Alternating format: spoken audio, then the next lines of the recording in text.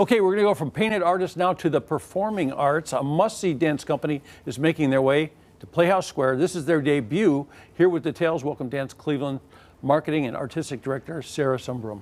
Hi. Nice to see you. It was really interesting to read about this because it's a dance company you've wanted to come here for a long time, and it's finally happened. Yeah. Dance Cleveland's really excited to have YY Dance this Saturday. It's going to be closing out our current season.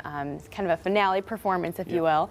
And the company has never performed here in Cleveland. They've actually toured all over internationally, but they've really never had a domestic tour. And so Dance Cleveland was thrilled to be able to bring the company, and they're going to be performing 4 different works for people to see. So there's some video we can see right now. Sure. So how do folks here know about YY Dance Company? YY Dance Company? Yeah. So YY Dance Company, just to give a little background, is created by Yu Yin. She's the choreographer. She grew up in China and studied classical Chinese dance as well as folk dance.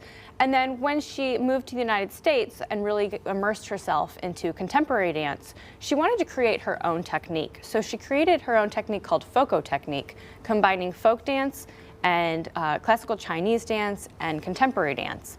And this is the unique mix that you kind of get in her choreography that's really just, I was mesmerized by it the first time I saw it, and I knew we needed to bring it to Cleveland. So how did people learn about Yu Yin, and what should they expect to see? There's 4 different parts of the show? 4 different dance works, correct. So this is, Dance Cleveland always presents modern and contemporary dance, so it's not necessarily a story.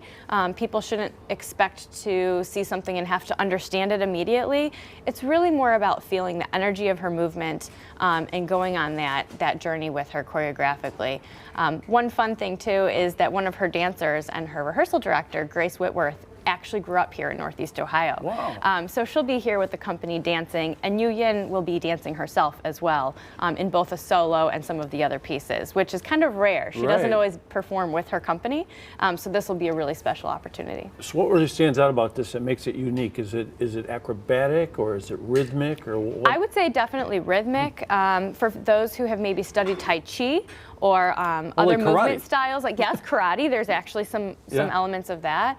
So you'll see different art within her choreography that you might say, oh, that reminds me of when I used to do Tai Chi class, or things like that. We often hear remarks like that. But very mesmerizing, energetic, and just kind of like a pulsating energy that you get immersed into. So how old is she, and where did her journey begin to be here? Her journey began in China. Like I said, she was studying more classical forms, and then she moved to New York. Grace turned renegade.